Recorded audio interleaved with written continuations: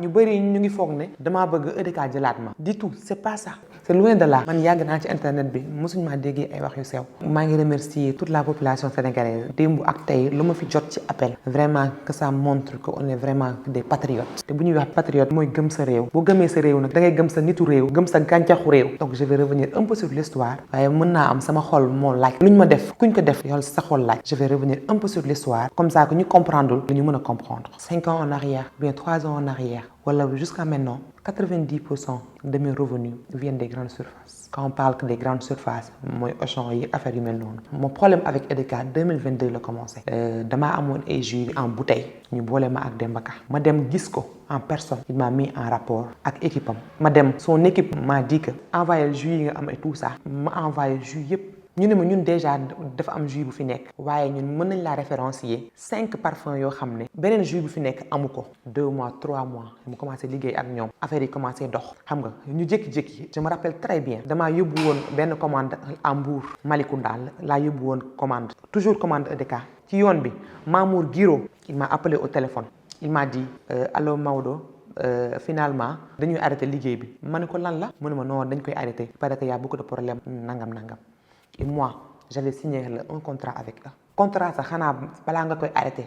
Il faut, voilà, il n'y a pas de préavis, il n'y a rien du tout. Man ma noppi. Alors que en 2022, j'étais à tous mes débuts. J'avais du personnel qui était derrière moi. Période boobu noonu xanaa moom rek laa amoon ak Carrefour. waaye vu que Carrefour était là ma ne yàlla baax na. jooy naa 3 jours après ma dem bureau Mamour à cité Kër Gorgui. 3 jours buñ ma dàqee après je suis venu dans son bureau. J'ai trouvé les mêmes parfums que je faisais. yow noo mën a dàqee nit 5 jours te dàq ko 5 jours génne ko nga reprendre les mêmes parfums moom yu mu doon def parfum yi nga xam ne en fait amutoon nit ki moo ko xalaat defar ay parfum indi ko nga dàq nit ki 3 jours après yow nga copier la même chose di ko def.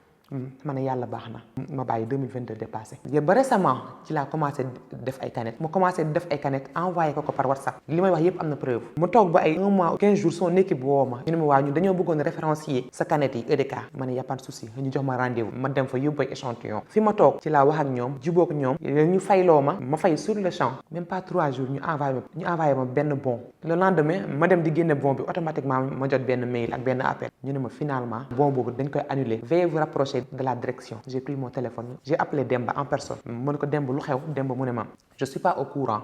Après il m'a dit passe au bureau. mu ne ma la nga indaaleel ma ay échantillon mu jox ma rendez-vous ma déplacé wu dem ba bureau ma ne ko egsi naa mu ne ma man damaa génn bàyyil ma foofu échantillon yi ma bàyyil ko foofu échantillon yi demaat ba lendemain sur lendemain ma woo ko mu ne ma finalement am naa benn fournisseur il va faire la même chose que toi donc ñun mënuñu laa jël ma ne ko waaye dem ba moi yow sa biir magasin yow yaa ngi jaay IRA xaalis boobu benn la jëm yaa ngi jaay Ivario xaalis boobu Côte d'Ivoire la jëm pour ne pas citer que ça après mu ne ma non loolu la ma noppi jàpp sama cell. En 2025 il y a de cela 7 à 8 mois mu jëndaat Carrefour man ak Carrefour c'est une longue histoire. Mes premières expériences en grande surface yëpp Carrefour laa fa amee ñoo ma njëkk référencier. Aujourd'hui si je suis arrivé là où je suis c'est grâce à Carrefour ñoom ñoo ma njëkk may expérience avec les grandes surfaces. mu jënd Carrefour tak da ko jënd rek sama liggéey foofu arrêté joxatuma leen ay jus commandé te tuñ man ma xam ne moom moo ñëw amul problème bouteilles yi amul problème jékki-jékki ñu bloqué encore les canettes.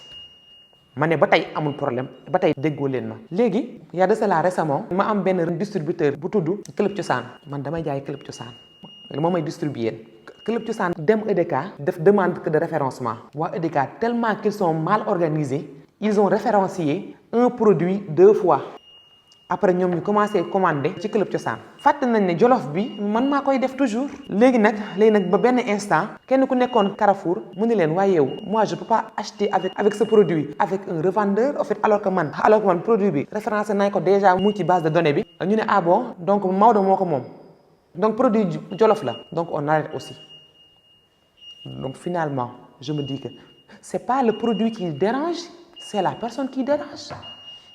Et moi loolu man dama ko mënul comprendre en tant qu'un sénégalais boo xam ne man nag yow ça doit être da ngaa yor sa entreprise ma yor le mien moi fii 90% je travaille avec des grandes surfaces. Exemple aujourd'hui si j'arrive à employer 100 jeunes mine de rien ici on est 100 des sénégalais 100% c'est grâce aux grandes surfaces. Imagine aujourd'hui man su ma amoon Carrefour kese waaye heureusement que Auchan est là te grâce à Auchan aujourd'hui man ak keneen on arrive à embaucher autant de personnes.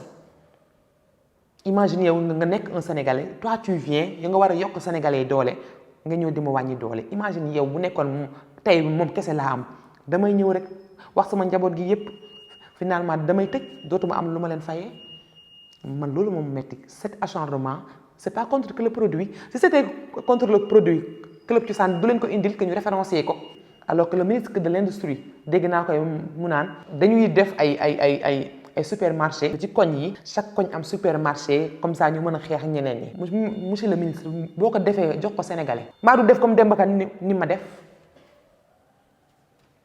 avec les grandes surfaces surtout avec Auchan j'ai aucun problème dañuy fay heure très organisé xaw ma leen sax c'est mon produit qui les intéresse je les connais même pas exemple ñoom xam nga lu leen intéressé ñoom xooluñ ne fii nga bokk lii nga lee nga surtout tu es un fournisseur sénégalais tu as un bon produit qui respecte toutes les normes qualité hygiène merci donc voilà sénégalais yi produit bi ngi noonu ñoo ko moom bii suñu moomeel la fii lañ ko bayee fii lañ ko liggéeyee am na partout ci boutique yi supermarché yi partout jënd produit bi lire made in Sénégal ici à Apcozy zone industrielle Diamniadio fii lañ koy defaree doomu sénégalais yi ñoo koy defar main d'œuvre bi fii la